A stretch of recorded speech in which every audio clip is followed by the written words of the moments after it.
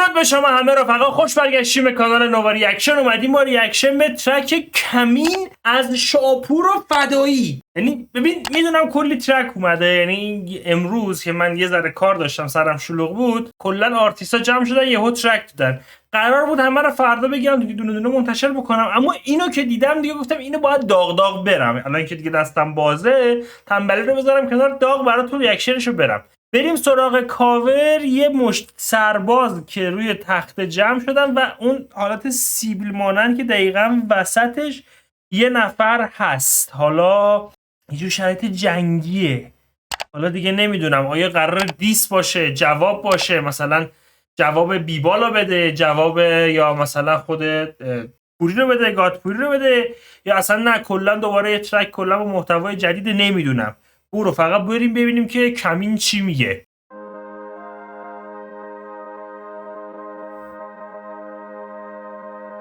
بچه همون توی کمین زیادن دور همن، پلیس رو میزنیم زمین میدوزیم براشون کفن.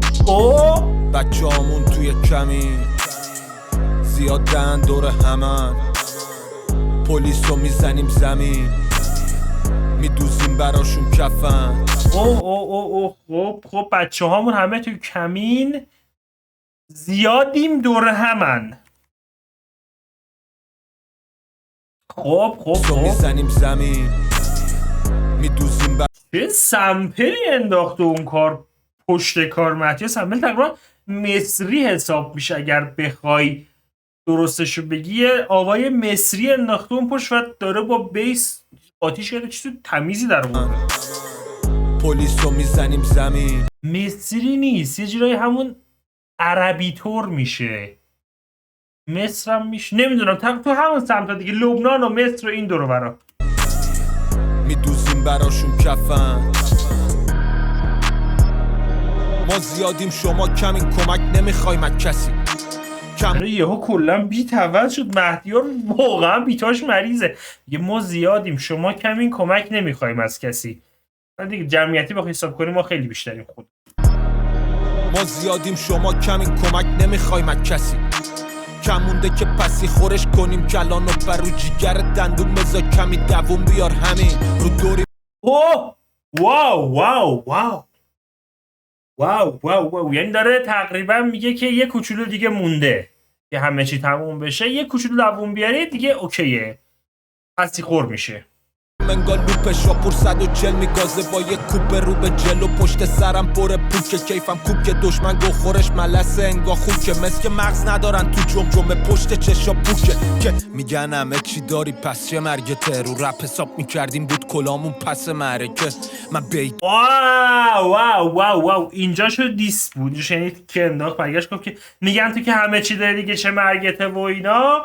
میگه اگه میخواستم رو رپ فقط خالی حساب بکنم که کلام به پس معرکه. یعنی داره همون اشاره میکنه به بیزینس. یه ذره اینجا میخوره ببخشید، داره اشاره میکنه به بیزینس‌های کناری که داره. میگه اگه قرار بود به رپ باشه که کلام پس معرکه بود. داری پس چه مرگته، رو رپ حساب میکردیم بود کلامون پس معرکه.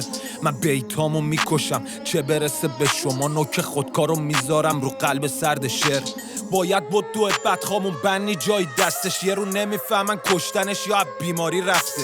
دیدی نیستیم فکر کردی همه چی تمومه، بشین ملتفت تکمیل همه چی تمومه. ببین جنس دارم بیشتره.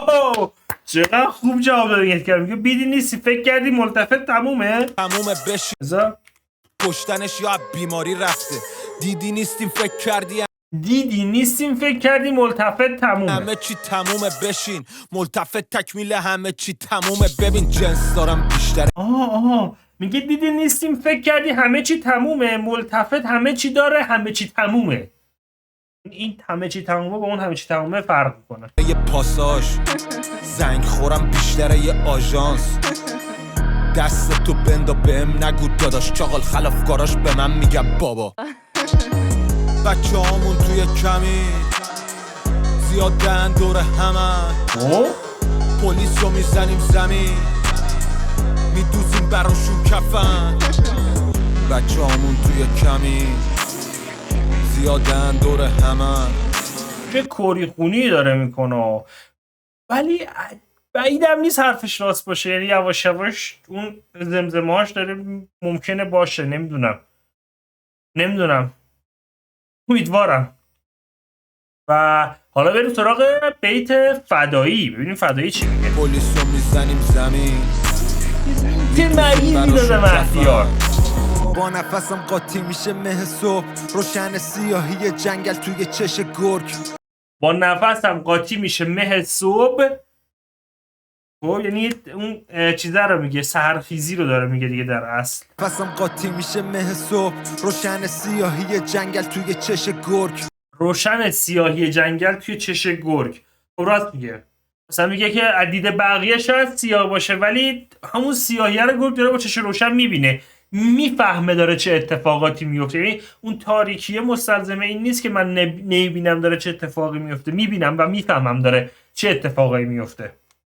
نفسم قاطی میشه مه صبح، روشن سیاهی جنگل توی چش گرگ. به نبودنم خوش نکن دل تو، منتظرم تنها باشی تا بگیرم خیر تو. قفله به رو در همه کلبه ها، دنبالتم مثل رو سنگ محفلمون میشی نقره داغ، آتیشمون روشنه تو دل کو. بیتابمون نازل میشه مثل آیه ها، واسمون راه و وا میکنن قاتلا. تا به جنبی دور تو تاریکی میگیره، دونه دونه زیاد بشن سایه ها.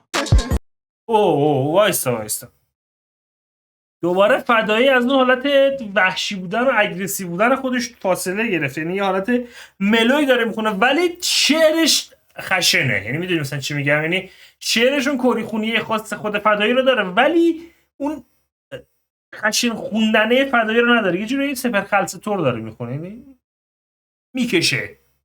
دور تو تاریکی میگیره، دونه دونه زیاد بشن سایه ها.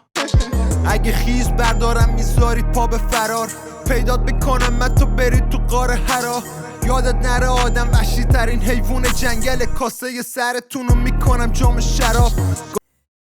یادتون نره آدم وحشی ترین حیوان جنگله. این حرف واقعا با طلا باید نوشته بشه که بعدش هم میگه جمجمه‌هاتون رو میکنم جام شراب. این یه رسم بوده که تو جمجمه نمیدونم واسه کدوم قسمت بوده ولی این رسم بوده که تو جمجمه حریفشون واقعا نوشیدنی میخوردن، یعنی اون نشونه خیلی کله گندگی بوده قشنگ. و این که میگه انسان وحشی ترین حیوانه واقعا هم راست میگه. شما نگاه بکنی هیچ حیوانی اندازه انسان دو پا به طبیعت و محیط زیست و خودش رو کلا همه آسیب نزده، یعنی ریدیم. گاو درسته میچرخه رو آتیش، قافیه ها مثل سیخ فولادی. شکارچی ماهر همیشه ساکته، دریا قپیر قبل سونامی. بچه هامون توی کمه زیادن داره همه، پلیسو میزنیم زمین میدوزیم براشون کفن. اینجا که میگه دریا عقب میره قبل سونامی، من حس میکنم یعنی داره به اون قسمتی اشاره میکنه که یه مدت نبودن. خب و یعنی یه مدتی که مثلا شاپور دیسترکاشون اومد و دیگه جوابی نیومد، اینا بعدن هی داشتن بهش دیگه مینداختن نبودن رو داره میگه و میگه که سونامی قبل از اینکه بیاد دریا میره عقب. راست میگه، این فکت علمیه و داره میگه منظورش که این عقب نشینی ها برای این بود که پرقدرت‌تر برگردیم. بچه هامون توی کمه زیادن دوره همه، پلیسو میزنیم زمین میدوزیم براشون کفن.